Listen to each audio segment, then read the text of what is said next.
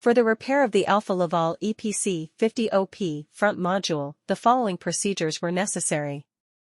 Replacement of various electronic components and general cleanup of the unit.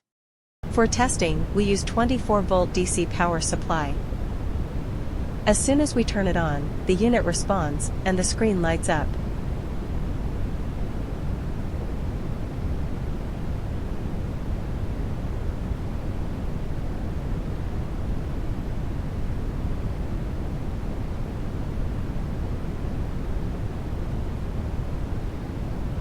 The error message is due to the absence of additional units.